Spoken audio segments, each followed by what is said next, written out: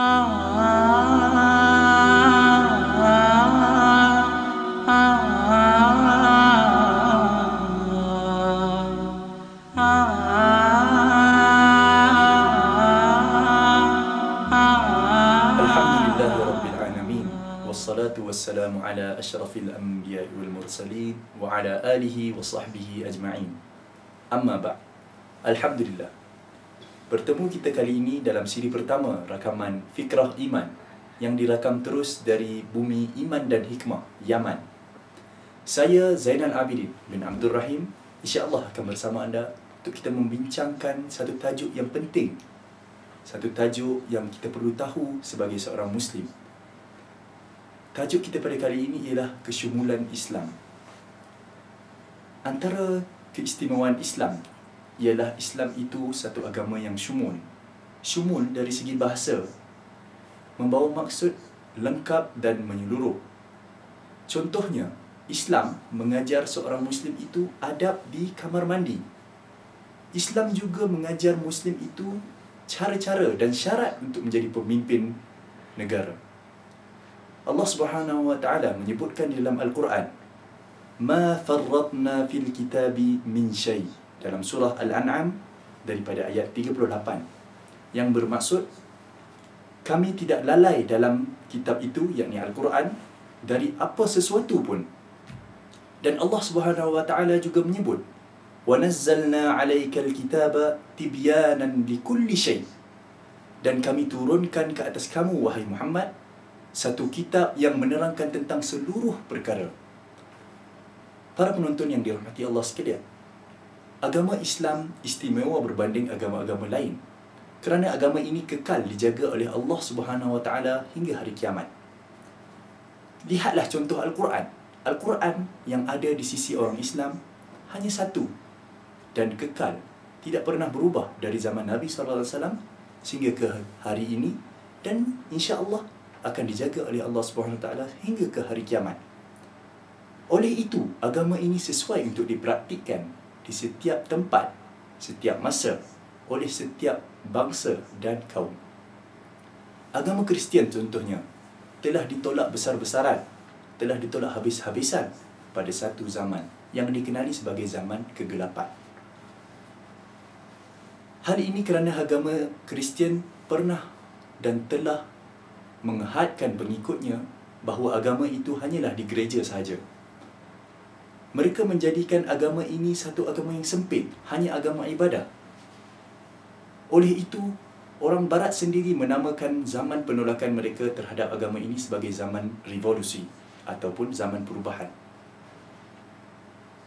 Agama Kristian menjadikan agamanya satu agama yang tidak berkembang.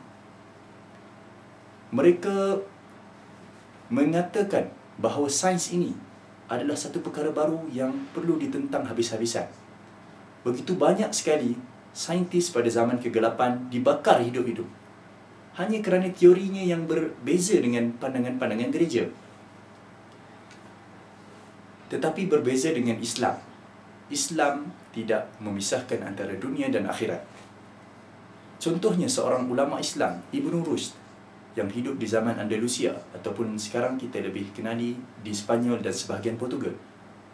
Ibn Rushd seorang ulama fiqh yang menulis kitab fiqh 5 mazhab, kitab fiqh perbandingan yang terkenal, iaitu Bidayatul Mujtahid wa Nihayatul Muqtasid. Ibn Rushd juga sebenarnya adalah seorang ahli matematik. Teori beliau masih lagi digunakan pada hari ini dalam ilmu matematik dan juga ilmu fizik.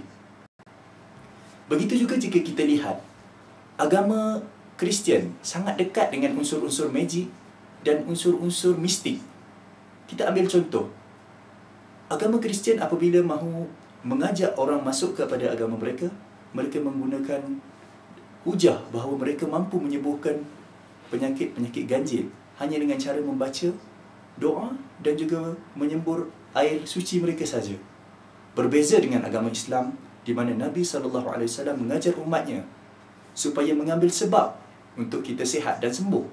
Nabi SAW sendiri berbekam. Nabi SAW juga mengambil madu apabila Nabi sakit. Tidak ada satu perkara pun dalam kehidupan manusia kecuali Islam telah pun menerangkan tentang perkara itu.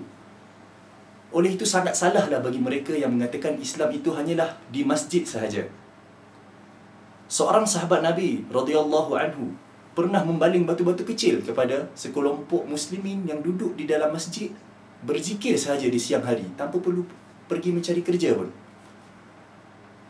Begitu juga di dalam Islam tidak ada istilah rahib. Islam menyuruh semua penganutnya menjadi seorang rahib. Apa itu? Syekhul Islam Ibn Taymiyah rahimahullah dalam mentakrifkan ibadah berkata, ibadah itu adalah satu perbuatan yang meliputi semua yang disukai dan diridai oleh Allah Subhanahu Wa Taala, sama ada daripada perkataan ataupun amalan, zahir dan batin. Para ulama pula menggariskan syarat untuk amalan itu diterima supaya agar amalan itu ikhlas diniatkan kepada Allah kerana Allah Subhanahu Wa Taala sahaja dan mengikut kaedah-kaedah syarat. Para sahabat pula disifatkan sebagai singa di siang hari dan rahib di malam hari. Walaupun Islam telah datang menerangkan tentang seluruh perkara, tapi ini tidak bermaksud bahawa Islam itu agama yang sempit, agama yang jumun, hanya kekal di satu titik yang sama. Tidak. Dalam kebanyakan aspek kehidupan, Islam telah menerangkan tentang prinsip-prinsipnya sahaja.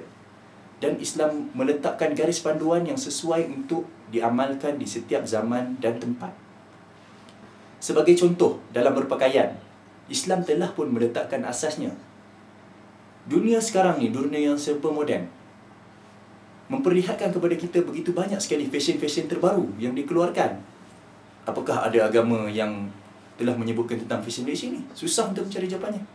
Tetapi Islam telah pun menerangkan asas-asas dalam berpakaian. Para sahabat dan Nabi SAW sendiri, mereka dahulunya hidup di padang pasir, suasana yang berdebu. Namun begitu, adakah bermaksud mereka tidak boleh berpakaian dengan pakaian yang cantik? Seorang sahabat radhiyallahu anhu pernah bertanya kepada Nabi SAW, apakah dikira berlagak sombong jika seseorang itu suka untuk memakai pakaian yang cantik dan kasut yang cantik? Rasulullah SAW menjawab, tidak. Sesungguhnya Allah itu cantik dan menyukai kecantikan. Islam hanya meletakkan syarat dalam berpakaian untuk menutup aurat dan tidak menyerupai golongan-golongan yang jahat sahaja. Tidak ada pengkhususan dalam pemakaian seperti pemakaian jubah ataupun pemakaian serban ataupun pakai kot ataupun memakai tie.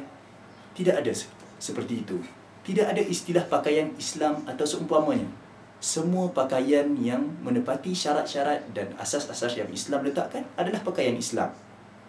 Seorang Muslim itu bebas memakai apa sahaja selagi mematuhi syarat-syarat yang diletakkan oleh Islam.